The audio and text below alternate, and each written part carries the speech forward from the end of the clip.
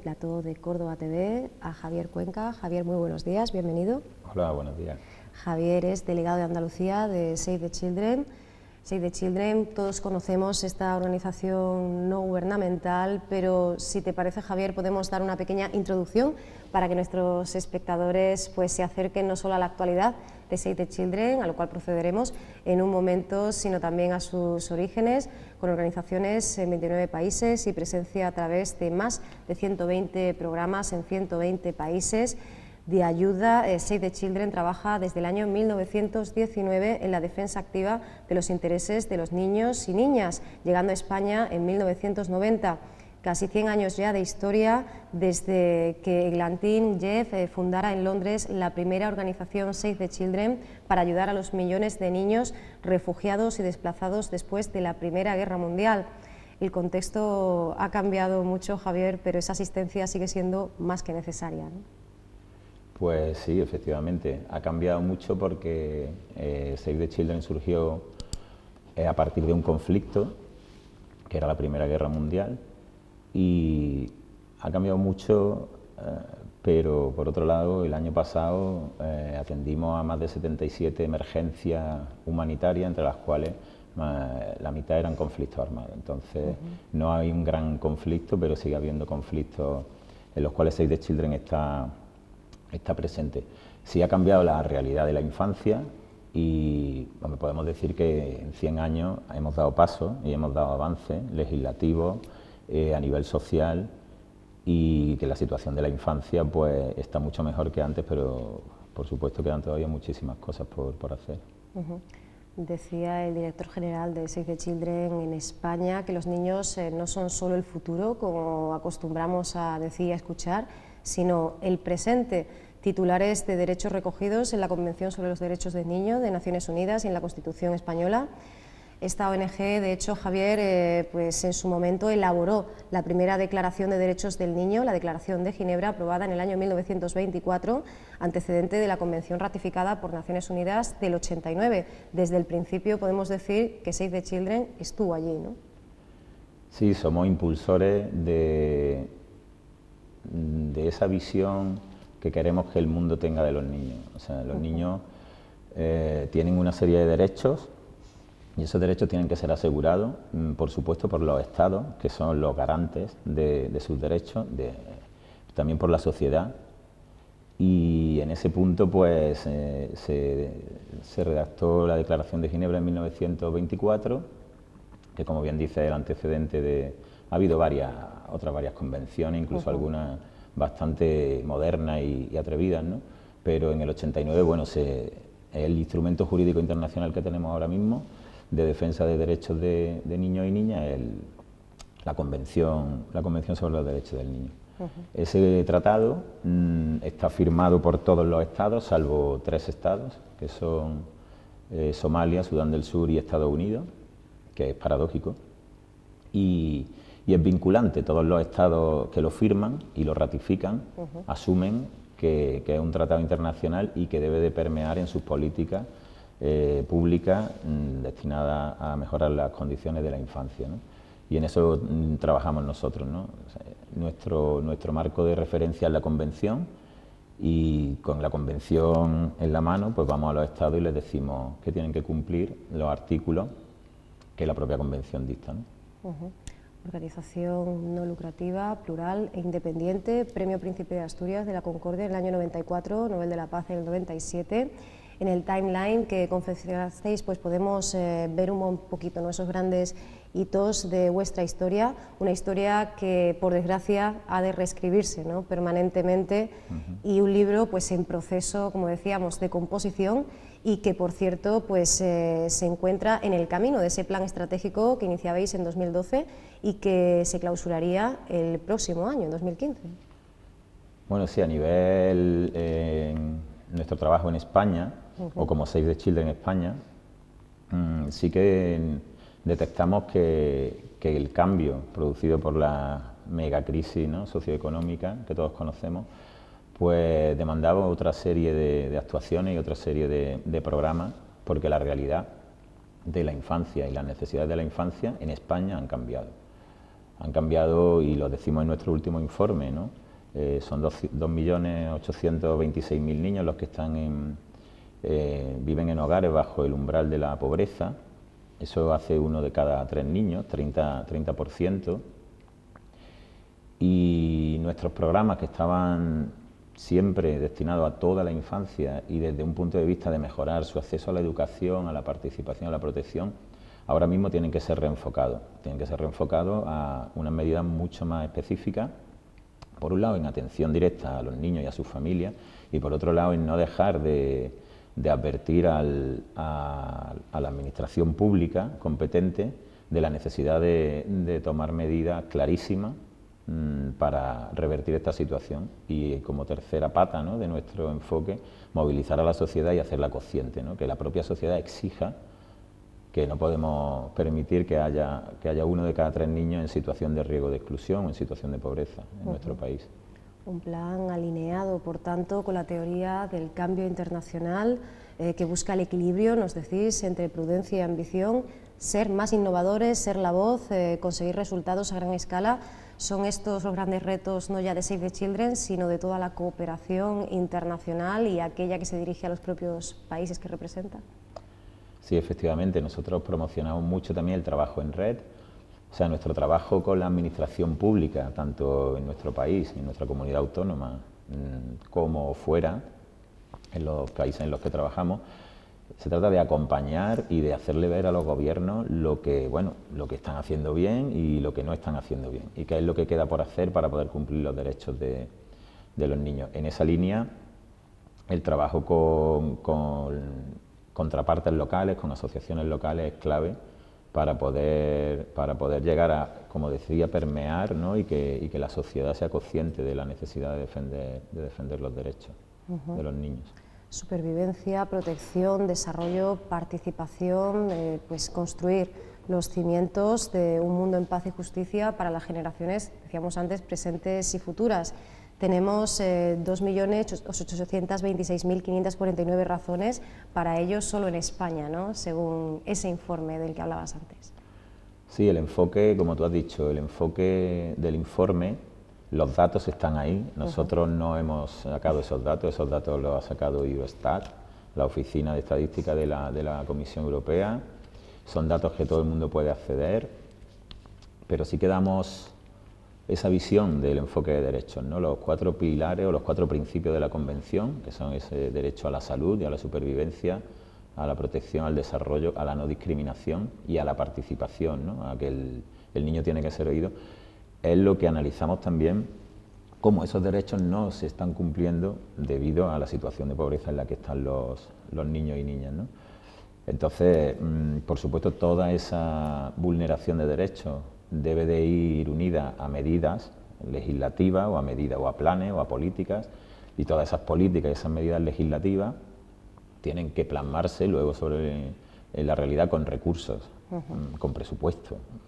Entonces, una de las cosas que pedimos en el informe, aparte de las recomendaciones, ¿no?, que hacemos, es que realmente haya más transparencia por parte de la administración pública en qué presupuesto, qué recursos económicos destinan realmente a asegurar el cumplimiento de los derechos de los niños, ¿no? Porque, bueno, en base a eso podremos ver si hay una inversión real y una inversión efectiva en medidas, bueno, que como he dicho antes, pues reviertan la situación, ¿no? Verdadero impacto el que causaba el informe, que veía la luz encuadrado en esa campaña, y a mí quién me rescata, a finales del mes de enero, preservando los derechos y necesidades de los 8 millones, de los más de 8 millones de niños de nuestro país. Nos ofrecéis una radiografía pues que dista bastante, al menos, cuando menos, con el tono que encontrábamos hace pues ni 2 días en ese debate sobre el Estado de la Nación. ¿Cómo recibís este discurso ante esa realidad palmaria con la cual os encontrabais? Pues lo recibimos con un cierto estupor, ¿no?, porque realmente, lo que he dicho antes, los datos están ahí y nosotros lo pulsamos día a día, porque nosotros trabajamos desde hace 24 años en España con niños en atención directa a niños y a sus familias. Aquí en Andalucía llevamos 15 años y el informe se ha construido también alrededor de los testimonios y de los datos sacados de nuestro propio personal que trabaja, pues como te digo, día a día, ¿no? con estos niños y familias. Entonces, si bien el año pasado también nosotros hacemos seguimiento y vigilancia muy amplia al debate del Estado de la Nación, además de muchas iniciativas estatales, bueno, de administraciones públicas, parlamentarias, legislativas, que están reflejadas también en una serie de recomendaciones que hacemos en nuestra agenda de infancia 2012-2015, ¿no?, para esta legislatura. El año pasado recuerdo que el término o la palabra infancia, niño, no se citó ni una vez en el debate del Estado de la Nación. Y ahí, bueno, evidentemente dijimos, bueno, hay cosas y hay realidades y sabemos que no se están haciendo todas las cosas bien respecto al tema de la infancia y lo dijimos, ¿no? En estos 2 días que lleva el debate del Estado de la Nación ya ha habido grupos políticos que han hecho alusión a nuestro informe directamente. Con lo cual, por un lado está ese discurso triunfalista, bueno, digamos triunfalista o al menos de hemos pasado lo peor y tal, que algunas fuerzas políticas o que en el debate aparece, y luego hay otras fuerzas y otros grupos que sí han citado directamente nuestro informe y han puesto de manifiesto en el Congreso, ¿no?, que la realidad es esa, que 1 de cada 3 niños pues está en una situación muy, muy, muy grave, ¿no? Entonces, bueno, tenemos por un lado esa parte de no creernos mucho también ese discurso, pero sí que hemos visto cómo las fuerzas políticas están teniendo en cuenta, ¿no?, nuestra llamada de atención. Hacía referencia, Javier, a la importancia efectivamente del lenguaje, ¿no?, esos términos que aparecen o desaparecen, y en vuestro informe lo que sí se repite, pero de manera constante, permanente, es preocupación, motivos de preocupación, preocupante, y es que ponéis la mirada especialmente, focalizáis en familias que son especialmente vulnerables, ¿no?, en momentos como este, las monoparentales, aquellas en las que al menos uno de los progenitores es extranjero, se encuentra en una situación irregular, y aquellas en las cuales pues uno o los 2 progenitores pues no han alcanzado la educación secundaria, ¿no? Todos estos elementos también cuentan dentro de ese índice de privación infantil. Efectivamente, en los colectivos más desfavorecidos, siempre que hay una familia monoparental, siempre que hay una familia de origen extranjero, aunque uno de los 2 cónyuges sea extranjero, siempre la situación de riesgo se amplía, se aumenta, y eso lo tenemos clarísimamente constatado. Luego, el tema de intervenir directamente con las familias, el tema el enfoque de hacer una atención integral, aunque nosotros en nuestra intervención siempre ponemos al niño o a la niña, ¿no?, en el centro de la intervención, pero no podemos olvidar que los temas de infancia son, digamos, transversales, ¿no? Está la salud, está la educación, está el ocio, está todo, ¿no?, la economía. Pues lo que te decía, nuestra necesidad, nuestro objetivo es realmente romper con ese ciclo, con la transmisión del ciclo de la pobreza. Entonces, sí sabemos que apoyando a las familias, los niños van a tener más oportunidades, porque en una familia donde tú has comentado el nivel sociocultural, el nivel cultural de estudio es más bajo, es más complicado que haya un entorno que favorezca, ¿no?, el desarrollo del niño. Hay que haya un entorno en el que el niño pueda no quedarse atrás, por ejemplo, en el colegio, ¿no? Entonces nuestro trabajo va en esa línea, ¿no?, va en esa línea de intentar romper el círculo de la pobreza. ¿Para qué? Para asegurar que el presente del niño, como tú decías al principio, ¿no?, los niños no son solo el futuro, son el presente. Asegurar el presente del niño para que además su futuro esté asegurado. Nosotros siempre decimos que invertir en infancia es la inversión más económica y más rentable, porque es una intervención preventiva. Cuando encontramos la posibilidad de acortar o, digamos, o de minimizar los riesgos antes de que sucedan, siempre es mucho más económico, mucho más rentable y mucho más rápido, ¿no? Entonces esa es la intención de esa intervención integral y bueno, también a nivel social, y es algo que nosotros también advertimos en el informe, a nivel social, una generación de niños, donde 1 de cada 3 niños no va a llegar a la edad adulta en condiciones de igualdad de oportunidades, va a desembocar en una sociedad mucho menos cohesionada y donde evidentemente va a haber una fractura importante. Entonces, bueno, esas son las cosas que ponemos encima de la mesa. Y apuntáis a situaciones concretas como el precio oculto de la educación, la insuficiencia a becas de comedor, la inadecuación de vivienda y alimentación, como foco además de enfermedades, seguir más lejos. Incluso manifestáis pues la zozobra en torno a la modificación del sistema de salud pública que introduce en el Real Decreto Ley pues esa exclusión de las personas inmigrantes en situación irregular. Bien es cierto que están exentas de este cambio mujeres embarazadas, urgencias, menores de 18 años, pero aún así os preocupa que se estén vulnerando o por lo menos que se esté abriendo la puerta, ¿no?, a que se vulneren estos derechos en una materia tan básica, tan fundamental como la sanidad, ¿no? Claro, nos preocupa porque por un lado, como tú has comentado, se puede estar abriendo la puerta a siguientes medidas mucho más restrictivas y por otro, también lo estamos constatando en nuestro trabajo diario, las familias al final no tienen la información clara, entonces las familias ven, oyen que, bueno, que la asistencia sanitaria gratuita y universal para inmigrantes o personas de origen extranjero no está asegurada, entonces no saben si realmente pueden llevar el niño o no llevarlo, porque no saben, es verdad que está asegurada la asistencia sanitaria para menores de 18, pero ellos muchas veces no lo saben. Y entonces ahí se está generando una fractura importantísima, ¿no? Toda la relación que hay entre condiciones de vida insalubres, condiciones de hacinamiento como consecuencia de, bueno, de la cuestión de haber dejado de pagar la hipoteca o de haber sido desahuciados, tienen que ir a vivir muchas familias en condiciones. Ahí se están produciendo verdaderas situaciones impensable hasta hace años, ¿no? Vosotros habláis incluso de violencia con todas las letras, ¿no? Creo que es un concepto que todavía nos cuesta asimilar, ¿no?, en este país. Sí, bueno, nosotros nuestra prioridad a nivel Save the Children España y Save the Children Internacional, vamos, que de los que formamos parte siempre hemos trabajado esas dos cuestiones, ¿no?, en España y en países en vía de desarrollo. La violencia contra la infancia, según la define Naciones Unidas, es cualquier forma de negligencia, maltrato, abuso o cuidados no apropiados, ¿no?, que se ejercen sobre el niño, ¿no?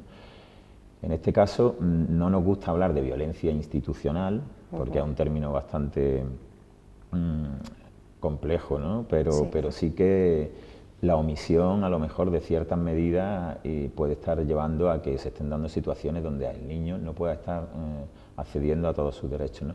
Y por otro lado sí que identificamos un repunte de la violencia contra la infancia ejercida en el entorno, ¿no? Bueno, de hecho la violencia contra la infancia se ejerce siempre en su entorno más próximo, el centro educativo, la familia, los vecinos, la comunidad, y en situaciones de estrés, de frustración de las familias,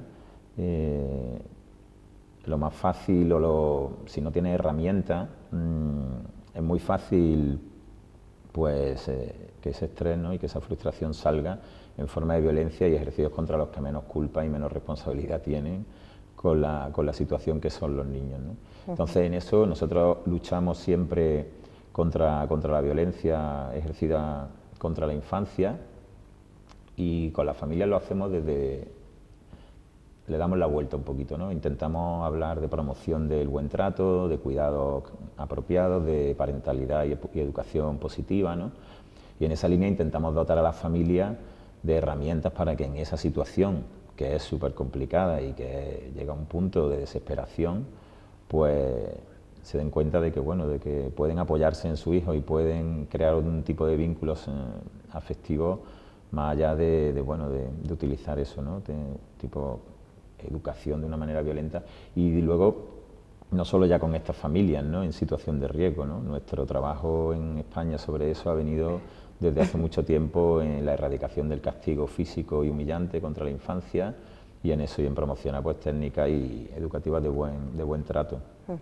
Testimonios como el de Lucas y Eva, Javier y María, en los cuales pues los principios rectores de la Convención sobre los Derechos del Niño pues por desgracia aparecen, ¿no? Y como decías, con ese documento en la mano iniciáis esa defensa contra la discriminación y a favor del derecho a la vida, el derecho a participar, cuestiones que no se están cumpliendo, ¿no? En momentos como este ahora recordamos, ¿no?, la interpretación que, bueno, pues unos movimientos y otros dan a eso del derecho a la vida, ¿no? Sí, bueno, ahí también nosotros trabajamos, como te digo, sobre esa convención, sobre la Convención sobre los Derechos del Niño, y trabajamos, el artículo 1 define claramente que niño es toda persona menor de 18 años, ¿no? Y hay cuestiones en las que bueno, nosotros somos y queremos, y lo decimos, ¿no? Somos la organización líder a nivel mundial independiente, ¿no? El trabajo con la infancia, llegamos a todo, pero sí hay aspectos o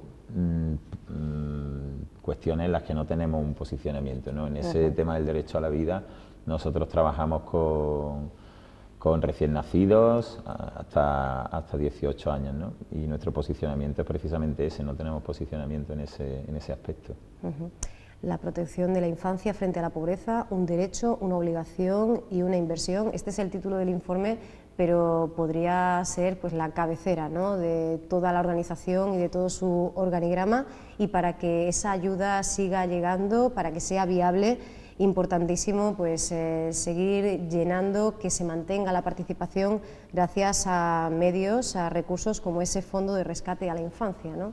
No nos hace falta ya la ayuda, el apoyo, sino además poder disponer de él en el momento preciso, ¿no? Sobre todo cuando nos encontramos con catástrofes de la índole del tifón Haiyan, ¿no?, en Filipinas. Sí, en principio el fondo de rescate está sobre todo vinculado a la campaña de lucha contra la pobreza infantil, pero también tenemos iniciativas de captación de fondos, por ejemplo, para el tema de Filipinas, como has comentado, el tema de Siria, que son las emergencias en las que actualmente estamos interviniendo desde Save the Children España, aparte de otras en las que llevamos bastante tiempo, ¿no? Pero estas son las más recientes. Y bueno, el tema concreto del fondo de rescate, no pretendemos suplir lo que debe hacer la Administración, pero sí que pretendemos llegar en un trabajo en red, pretendemos llegar al máximo número de niños posible en España, ¿no? Y bajo ese modelo, ¿no?, de trabajo que antes he comentado, pues intentar al menos minimizar, ¿no?, la situación en la que se encuentran. Y luego, por supuesto, estamos, como bien dice el título del informe, ¿no?, es una obligación, y es una obligación de toda la sociedad, es una obligación de las entidades sociales, ¿no?, pero es una obligación de la administración pública, ¿no? Invertir en infancia y poner la infancia en la agenda política, y darse cuenta de que bueno, son los niños los más afectados por la crisis ahora mismo.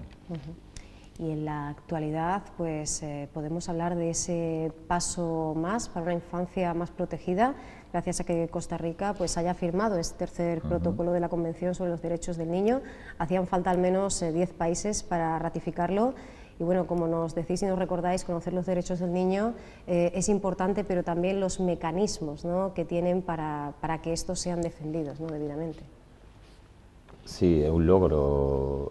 Llevamos mucho tiempo detrás de esto, y el Comité de Derechos del Niño de Naciones Unidas de Ginebra es un órgano que digamos, lleva a cabo, ¿no?, y desarrolla todas las cuestiones legales y de contenido, ¿no?, relacionadas con la Convención, y este es el tercer protocolo. Ya existían 2 protocolos facultativos sobre venta de niños, pornografía infantil, trabajo infantil y niños afectados por conflictos armados, niños soldados. Y este tercero es muy interesante porque es un tema en la cual ya es el propio niño cuyos derechos son vulnerados el que puede ejercer su derecho a denunciar ante el comité, ¿no? Entonces el comité puede estudiar esa queja y puede efectivamente dirigirse al Estado y decirle: mire usted no está cumpliendo con esto, y tenemos esta denuncia que se ha admitido a trámite y que realmente tiene usted que mejorar y tiene que hacer algo para que esto no suceda. Eso también está muy basado en el principio de participación de la Convención, el derecho del niño a ser escuchado y a participar en todas las decisiones que le afecten. En este caso, una vulneración directa de los derechos de un niño es algo que le afecta clarísimamente, ¿no? Entonces, bueno, abre la puerta a ese nuevo enfoque, a esa mirada que nosotros siempre queremos dar sobre la infancia, ¿no?, que es que no son personas en proceso de ser, son personas, ¿no? Son personas, pero son personas menores de 18 años, ¿no? Hablabas de todavía esa realidad tan cruda, al menos 19 países, ¿no? Siguen convirtiendo a sus menores en niños, en niñas soldado. Lo hacíais en un comunicado conjunto con otras organizaciones como Amnistía Internacional, en el cual pues, bueno, aprovechabais ese 12 de febrero para que no olvidemos, porque si bien es cierto que las noticias llegan, esto lo decimos aquí reiteradamente, ¿no? Los medios de comunicación, sobre todo de ámbito estatal, hablan de conflictos, pero pasan al siguiente y nos olvidamos, ¿no? De esos, esa más de una treintena de conflictos armados que tenemos ahora mismo, ¿no? En nuestro planeta, ¿no? Sí, es desesperante, o sea, los conflictos de baja intensidad o los conflictos olvidados es algo que, como dices, está en la actualidad, pasa y pasa la siguiente noticia y detrás de eso hay un verdadero drama, ¿no? Ahora mismo pues se calculan que hay alrededor de 300.000 niños soldados en todo el mundo y están en todos los continentes, o sea, y hay países que reclutan, siguen reclutando niños, tanto grupos armados del propio ejército del país como, o sea, el propio ejército del país como grupos armados, paramilitares, guerrillas. Y bueno, y hay también una responsabilidad, por supuesto, de la comunidad internacional sobre eso, ¿no? Porque todo el tema de la venta de armas, ahora se ha firmado este tratado, ¿no? de internacional del comercio de armas, pero bueno, hay organizaciones que denuncian también que no se está cumpliendo, desde luego que se siguen exportando armas a países cuyo uso de las mismas no son el adecuado, y tenemos comprobado que hay países que siguen reclutando niños y niñas soldados que han firmado y han ratificado la convención y el protocolo facultativo sobre niños soldados. Y bueno, nuestra lucha y nuestro trabajo está en eso, ¿no? En seguir alertando y en seguir pidiendo, pues bueno, que estas cosas a nivel institucional, de Estado y tal, pues se puedan eliminar. Pero vamos, está clarísimo que 300.000 niños ahora mismo en todo el mundo reclutados no es una cifra como para ser muy optimista. Y para que no olvidemos, cuando se han cumplido esos 3 meses después de lo sucedido en Filipinas, nos traéis un informe gracias al cual pues, se hace por un lado balance de toda la ayuda prestada por la organización y también pues, nos acercamos, ¿no?, a los propios supervivientes que nos cuentan pues, cómo ha cambiado su vida y lo difícil que es ese empezar de cero ante pues, un paisaje completamente destruido, ¿no? Pues es la tónica, desafortunadamente, siempre que hay una catástrofe natural, y nosotros, bueno, ya no sé el número de emergencias que atendemos, ya te digo que el año pasado atendimos 77, hemos estado en la grandísima emergencia, hemos estado en primera línea, ¿no?, con el tsunami, en el terremoto de Haití, los tifones del sur de Asia de hace unos años, y está claro que nosotros apoyamos siempre la primera emergencia, la ayuda en reconstrucción, en provisión de material de cobijo, de salud para primera infancia.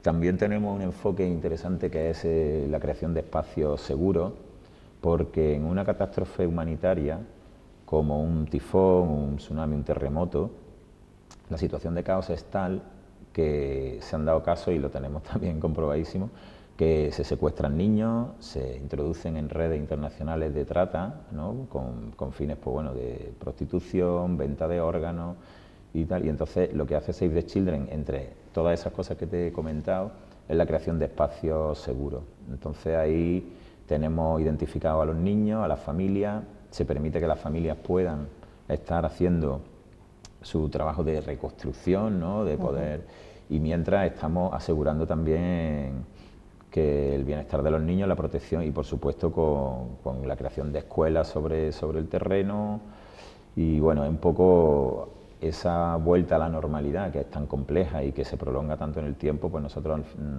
intentamos asegurar sobre todo que los niños, esa vuelta a la realidad no sea tan traumática, ¿no? Como se decía desde la Fundación Malala, y ahora si te parece pues hablamos de ese acuerdo de colaboración. Los niños tienen que ir al colegio, ¿no?, y no participar de este conflicto. Ya tienen bastante con ser testigos de una guerra como la que pretende combatir, al menos para ellos, gracias a ese acuerdo, a ese convenio. sino que por lo menos pues tengamos la herramienta, ¿no?, de facilitarles un presente que les lleve a un futuro mejor, ¿no? Sí, la educación, además tú lo has dicho, herramienta. Nosotros lo consideramos una herramienta para el desarrollo adecuado del niño, pero también, por ejemplo, en conflictos armados, ¿no? O sea, en catástrofes naturales, en cualquier circunstancia donde se vea alterada la normalidad, ¿no?, en el desarrollo del niño, la educación es algo que no puede dejar de estar, porque es que entonces el niño va a perder todo contacto con su propio desarrollo, entonces va a quedar en una situación pues bastante compleja, ¿no?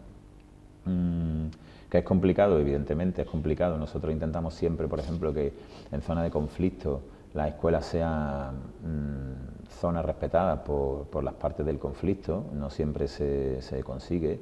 Nuestra intención es que se pueda asegurar que los niños en una situación de conflicto armado puedan seguir yendo a la escuela en situaciones normales, y aún así, como somos ambiciosos, queremos que la educación además sea de calidad, ¿no? Entonces invertimos muchísimo en esos programas, porque consideramos que es la única herramienta para que los niños salgan adelante en esas circunstancias, habiendo asegurado, por supuesto, sus necesidades básicas, ¿no?, de alimentación, salud y cobijo.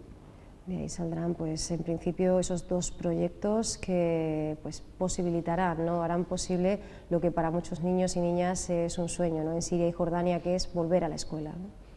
Sí, sí, claro. La Fundación Malala, ¿no? Hemos firmado un acuerdo a nivel internacional. Y se trata de eso, podemos reconstruir escuelas, podemos provisionar de material y equipamiento escolar, podemos provisionar de personal, ¿no?, de profesorado, y sobre todo le damos un enfoque transformador y que sea un proceso y que sea continuo, porque evidentemente es necesario mantener, ¿no?, mantener el proyecto, el programa. Necesitamos fondos, evidentemente, pero la idea es eso, que haya, porque eso luego al final cala también en la sociedad, ¿no? Y al final muchas veces de un proyecto o de un programa llevado a cabo por entidades sociales o por organizaciones con el apoyo de la comunidad, luego eso permea y cala hacia arriba, ¿no? Y entonces tenemos experiencias también de, bueno, medidas que al final los gobiernos han tomado, ¿no?, de asegurar derecho a educación, a salud, después de haber visto campañas nuestras, programas nuestros, y el impacto beneficioso que tienen, no solamente ya en los niños y en las personas, sino en el propio desarrollo del país. Y es que una acción pues vale más que 1000 intenciones, ¿verdad? Así lo decíais, pues a tenor de ese 10º aniversario de la carrera por la solidaridad, una de las muchas campañas que tenemos abiertas. Tampoco nos olvidamos de Cuestión de Prioridades por el Cuerno de África, esa canción que podemos descargarnos, y es que es importante, como decíamos antes, el gesto, y que ese gesto sea continuo, permanente, porque por desgracia la ayuda no deja de ser más que necesaria. Antes, volviendo al caso de la pobreza infantil en territorio español, vosotros, como decías, proponíais una serie de medidas, incluso pues proponíais, llegabais a plantear un plan de apoyo a las familias que realmente tome como referencia pues esa recomendación de la Comisión Europea, invertir en la infancia, romper el ciclo de las desventajas. Es decir, que tanto por parte de las personas a las que se les pide que colaboren, que se sumen, es muy necesario que las propias organizaciones o fundaciones como Save the Children pues ofrezcan también esas alternativas para el cambio, ¿no? Sí, esa es una de nuestras misiones. Vamos, nosotros, nuestro enfoque de trabajo de derechos, que es nuestro enfoque de trabajo, tiene 3 patas fundamentales. Una es la vulneración, actuar sobre o contra la vulneración de los derechos de los niños. La otra es reforzar y movilizar a la sociedad, ¿no?, con acciones como esta de la carrera solidaria. Y la otra es reforzar esos mecanismos públicos y esas estructuras públicas que son las que al final toman las decisiones, tienen los recursos y además son los responsables, porque está claramente explicitado que los Estados son los garantes de los derechos de la infancia. Nosotros podemos alertar, podemos denunciar, podemos recomendar, pero nosotros no podemos asegurar los derechos porque en ese marco legislativo es el Estado y las comunidades autónomas las que tienen que hacerlo, ¿no? Entonces, claro, esa parte tan importante de incidencia política, de recomendaciones, es la que no podemos dejar de hacer, ¿no? Incluso nuestra intervención directa con la infancia y con la familia es súper importante, pero consideramos que si no hay un marco legislativo, si no hay medidas, si no hay planes, si no hay recursos, va a ser mucho más complicado, ¿no? Es importante que un plan se cumpla, que una ley se cumpla, y entonces seguramente si eso fuera así no tendríamos que intervenir, porque los derechos de los niños estarían asegurados. Entonces es tan importantísimo ese trabajo, ¿no?, de incidir en los poderes públicos, en las administraciones públicas, tanto como el otro, ¿no?, como el de intervenir directamente con los niños y niñas. Y es que ese déficit, por desgracia, se contabiliza, se cuantifica en el número de menores que fallecen cada día, cada año, pudiendo haber sido tratados, ¿no?, con, bueno, pues, a partir de un diagnóstico sencillo. Hablábamos hace muy poquitos días con Clara Chamizo, trabajadora humanitaria de Médicos Sin Fronteras, de lo tremendamente enervante que era, pues, asistir, ¿no?, a ese espectáculo lamentable en el cual, pues, vemos que niños aquejados de un simple constipado, de una gripe, pues mueren, caen presa de la enfermedad, cuando con esa ayuda sería perfectamente asumible un tratamiento de malaria o de otras enfermedades más complejas, más complicadas. De los menores de 5 años que mueren cada año, casi 2/3 podrían salvarse con esos tratamientos o intervenciones de bajo coste, ¿no? Sí, está claro. Nosotros hemos lanzado dentro de nuestra campaña Todos Contamos, que precisamente está centrada en mortalidad infantil, en menores de 5 años. El último informe que salió esta semana da un dato escalofriante. 1 millón de niños mueren al año en el mundo en su primer día de vida. O sea, tomemos como referencia, bueno, en Andalucía creo que hay 1.600.000 niños, pues imaginar que cada año está muriendo 1 millón de niños por causas totalmente prevenibles. O sea, las mujeres dan a luz muchas veces en su casa, en el suelo, no están dando ningún tipo de cobertura sanitaria, ningún tipo de cobertura en el parto, con lo cual, bueno, son causas totalmente prevenibles en ese primer día de vida. Y luego en los del 0 a 5 años, como tú comentabas, una simple diarrea, una deshidratación, malaria con posibles actuaciones preventivas de vacunas. Nosotros trabajamos mucho esa campaña con un aspecto que nos parece clave, que es la formación del personal sanitario, porque muchas veces no es ya que la persona esté dando a luz, la mujer esté dando a luz a lo mejor en condiciones insalubres y en condiciones no adecuadas, ¿no?, en el suelo de su casa, sino que a lo mejor no tiene un centro de salud cercano, o el centro de salud más cercano está a una distancia a la que no se puede desplazar. Entonces, formamos personal sanitario allá donde podemos llegar, en todas las comunidades, y una simple formación y un personal capacitado de la propia comunidad, del propio pueblo, salva vidas directamente. Entonces, sí que una de las patas muy importantes que tenemos en esta campaña es la de la formación de personal sanitario. Hemos formado ya cerca de 300 y pico mil personal sanitario en todo el mundo, ¿no? Y eso podemos decir claramente que ha salvado millones de vidas. Pues para que siga siendo así, aunque el número, por suerte, de socios, de voluntarios, de personas que quieren aportar lo mucho, lo poco que puedan, sigue creciendo, la demanda también lo hace. Así que, si te parece, Javier, pues recordamos que llamando al 937 37 15 podemos colaborar, que también podemos hacerlo de manera online y podemos hacernos socios en un minuto, que disponemos incluso hasta de una tienda solidaria para regalar y seguir contribuyendo y seguir, pues, aportando ese granito de arena tan importante. Y Javier, te agradecemos mucho que hayas estado con nosotros y te esperamos en breve para seguir conociendo las campañas de Save the Children, la actividad en el ámbito internacional, en el estatal y también a nivel autonómico. Vale, muchas gracias y volveremos, seguro. Muchísimas gracias.